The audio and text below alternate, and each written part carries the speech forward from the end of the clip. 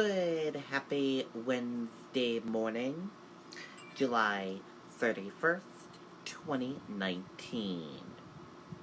I'm Riley King, and welcome to the Riley King Newscast, right here on the Riley King Network. Let's begin.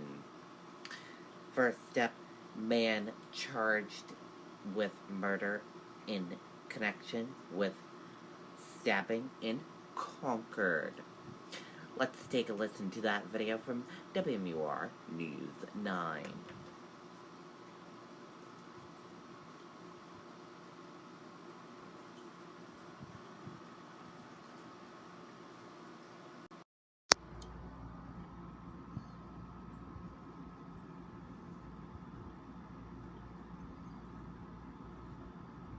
I switched from Dodge. We switched from Ford. I switched from Ram. We switched to Chevy. For dependability. For these guys. And just look at it. See for yourself why people are switching at the Chevy All-Star Open House. Let's get to some breaking news in Concord right now concerning a murder investigation. Police have just charged Joseph Hanwright with killing Marshall John Villeneuve. Villeneuve's body was found in his apartment on Friday. Hanwright was arrested in Massachusetts on separate charges, but as expected, prosecutors in New Hampshire have now charged him in this murder. Hanwright is expected to face a Granite State judge tomorrow. Okay, and there you go on that video and that report.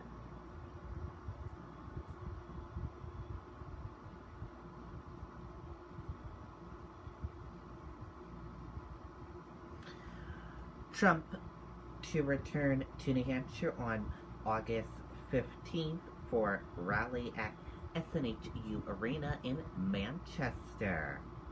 President to make first appearance in state since official visit on opioid fight in March 2018.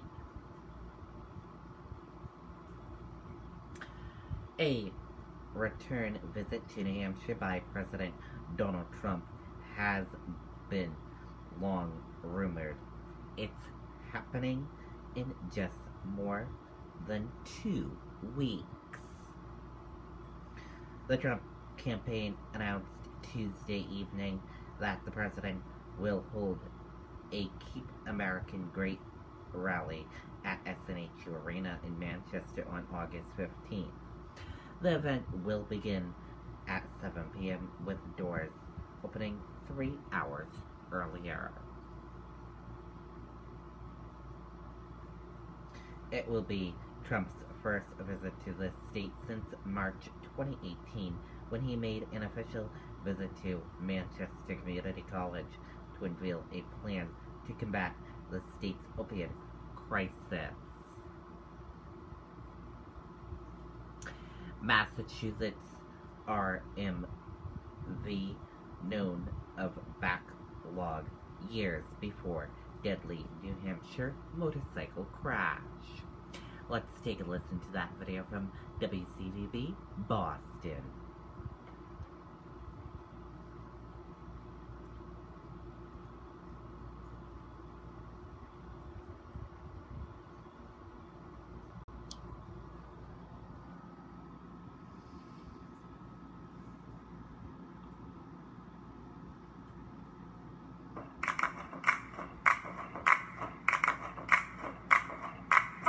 The amount of laundry you do each year is staggering. So blast away stains and tough odors, because every wash counts. Arm & Hammer, more power to you. 7 families experienced an unimaginable tragedy, and they didn't deserve explanations or excuses. Her voice tense, speaking for the first time since resigning as head of the RMV after a crash that killed 7 bikers. Erin Devaney took responsibility for her role in failures at the RMV before that deadly crash. The driver responsible had out-of-state suspensions, but the RMV never acted on them. Auditors found years of backlog, roughly 10,000 out-of-state paper citations sat untouched in storage in 72 boxes. We just didn't process these paper notifications of out-of-state violations. Correct. To tackle the backlog, Devaney switched citation processing from the driver control unit to the merit rating board, but she never hired additional staff to handle the job and never consulted higher-ups at the governor's office or MassDOT. I take responsibility. After the deadly crash, MassDOT worked overtime and managed to check the entire backlog in just days, quickly suspending thousands of drivers. Lawmakers thanked Devaney for taking responsibility, suggesting the axe should fall on others. There seems to be other people who need to take accountability. And MassDOT also grilled the head of lawmakers also grilled the head of MassDOT, asking why there wasn't more accountability and oversight. MassDOT is promising big changes. We're live in Newton, Sean Chive on WCVB. Okay, and there you go on that video and that report.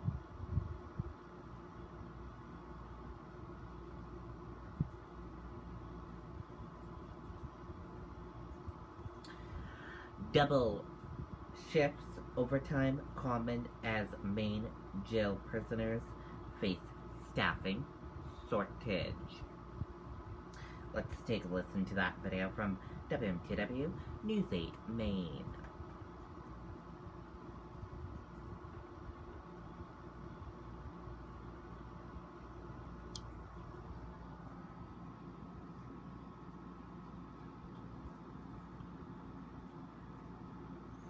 We want to talk about the ups, the downs. We want to talk about who we are. People are people. We have more in common than we have different. Someone in Illinois is going through the same thing as somebody in Alabama. That's life. I love what TV can do. It's the power of sharing your authentic journey. So let's talk about it. September 9th on Channel 8. It's not a job that was suggested when I was in high school or in college.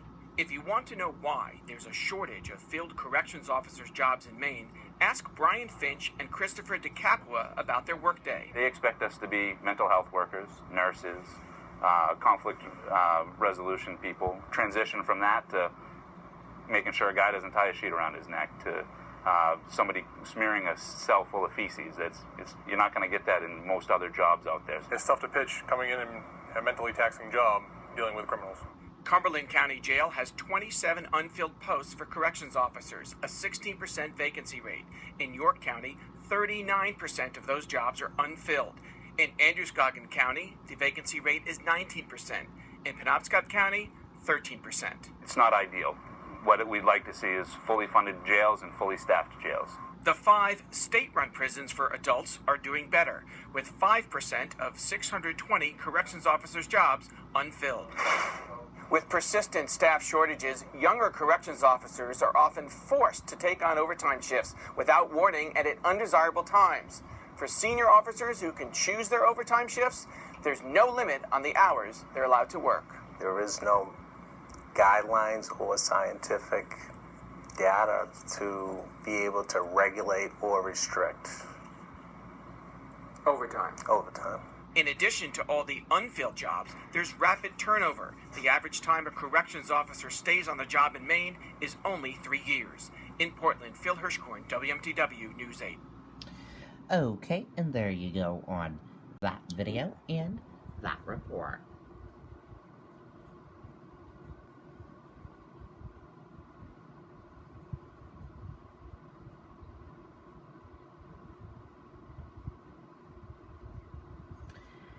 Dow features higher as investors anticipate first Fed rate cut in a decade. U.S. stock indexes feature were higher Wednesday morning as market participants braced for the outcome of the Federal Reserve's meeting later in the session. Democratic debate night 1. Fact check the candidates on the issues. Let's take a listen to that video from ABC News.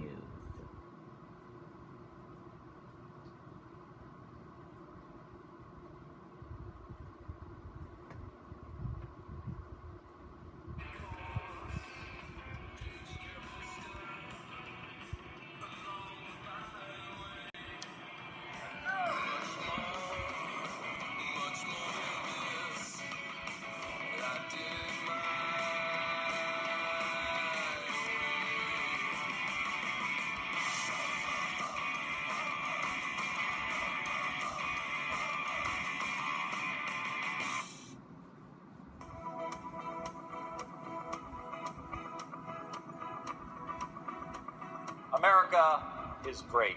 Tonight we debate, but ultimately we have to beat Donald Trump. Nominate me, and you get to see the President of the United States stand next to an American war veteran and explain why he chose to pretend to be disabled when it was his chance to serve.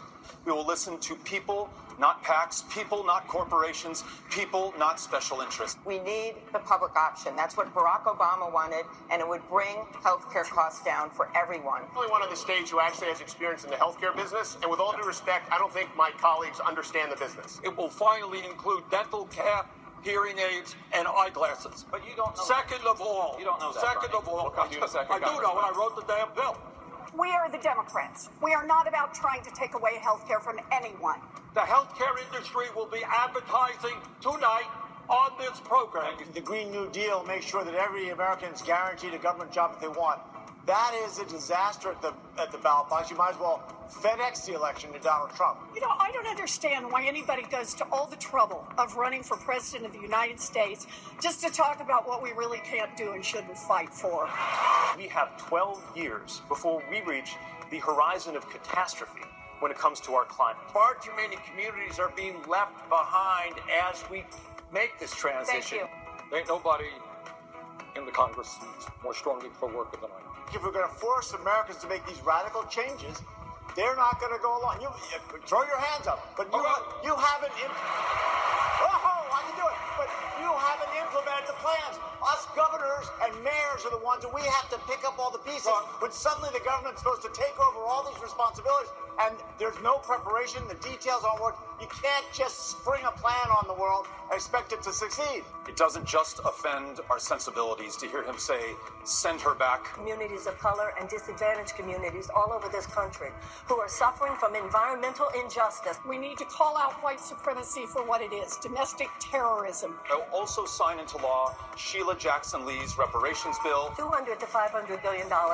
Payment of a debt that is owed. Immigrants don't diminish America, they are America.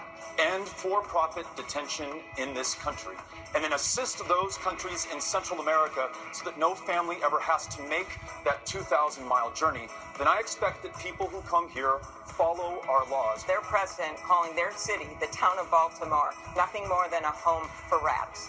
And I can tell you, as your president, that will stop. Consider the fact that when the sun sets on your career and they are writing your story, of all the good and bad things you did in your life, the thing you will be remembered for is whether in this moment with this president you found the courage to stand up to him or you continue to put party over country. Okay, and there you go on that video. And if you watched the Democratic debate last night, we want to hear from you. Let us know what you thought of the debate last night. Comment below and let us know. That's our question of the day. What did you think about last night's debate? And that is it for this morning edition of the Riley King Newscast right here on the Riley King Network. I hope you all have a great rest of your day, and I'll see you back here later on today for another newscast. And I'll have a news report coming up in a little bit. Goodbye, everyone.